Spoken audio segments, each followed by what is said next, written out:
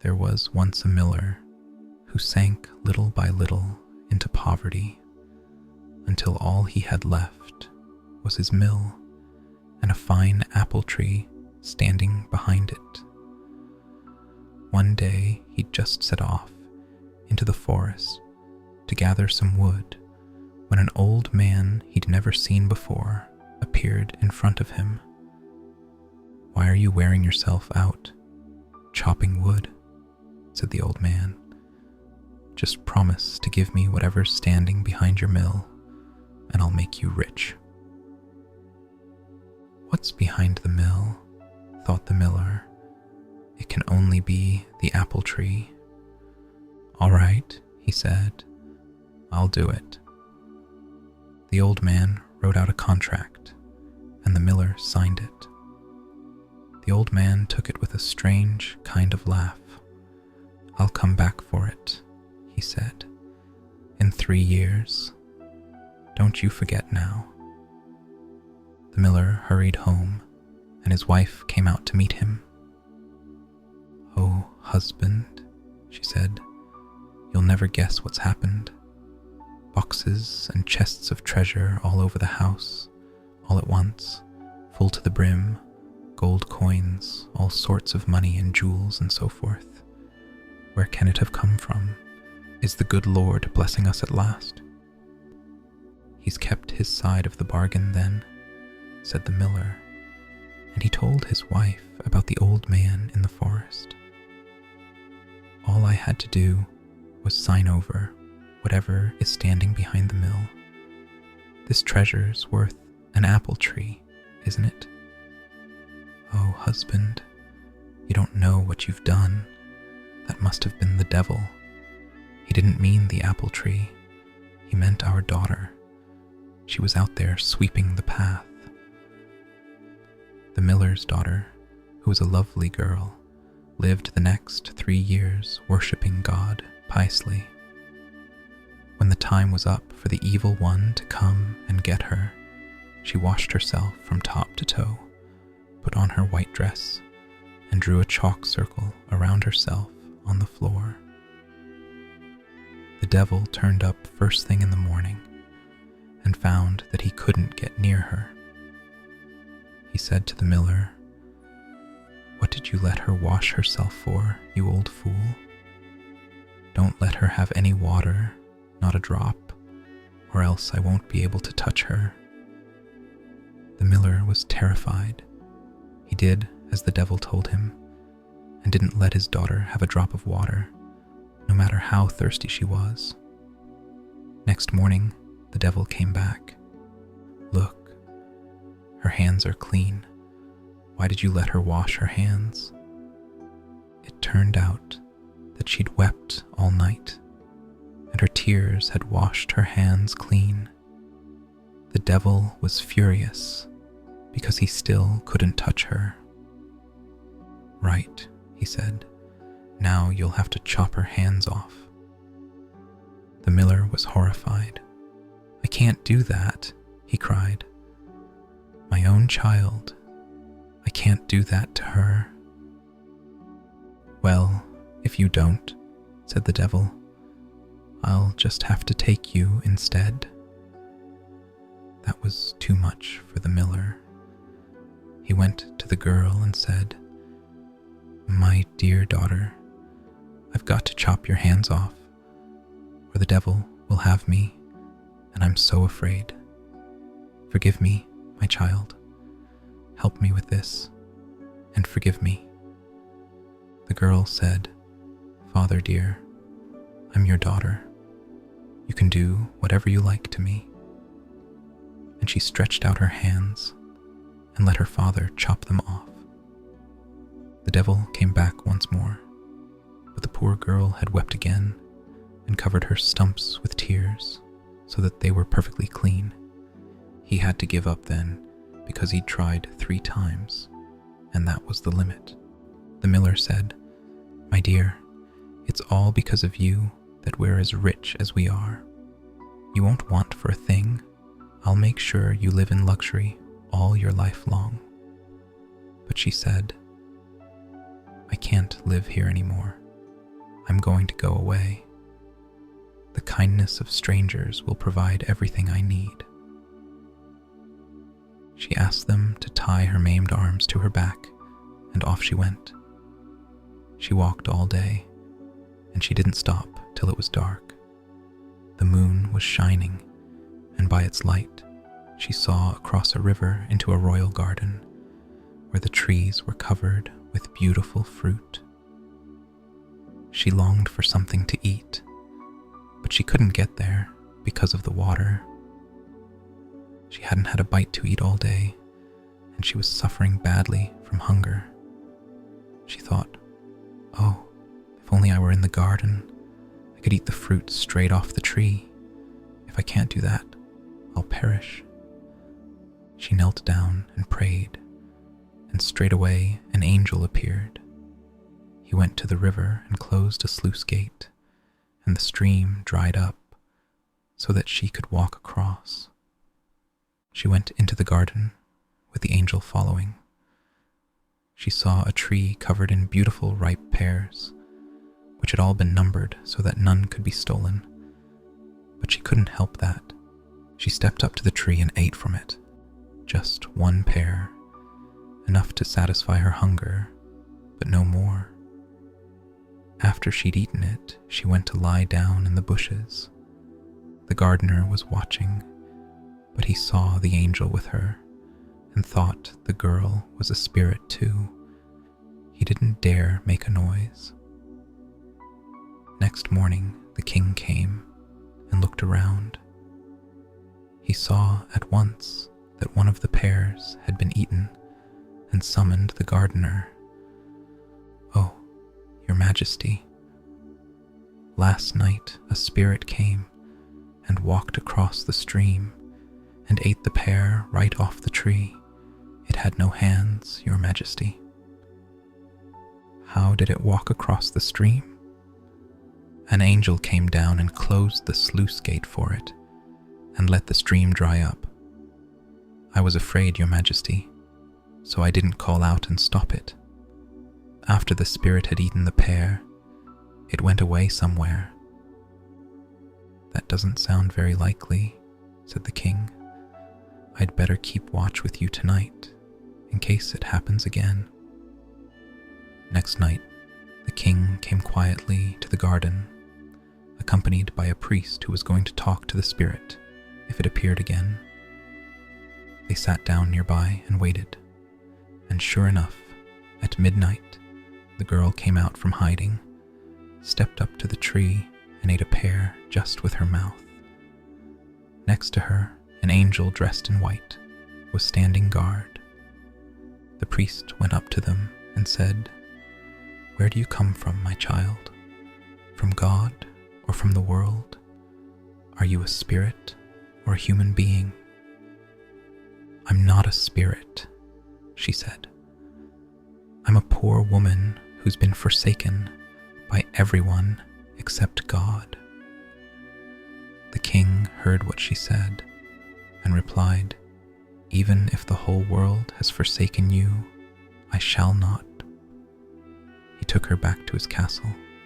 She was so beautiful and good that he fell in love with her and took her as his wife and had silver hands made for her, and they lived in happiness. After a year, the king had to go to war. He left his young queen in the care of his mother. "If she has a baby," he said, "look after mother and child well, and write and tell me the news at once." A little later, she gave birth to a beautiful son.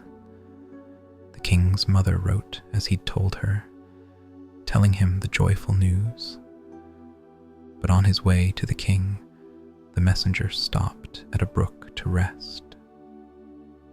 All this time, the devil had been watching over the girl, determined to destroy her happiness.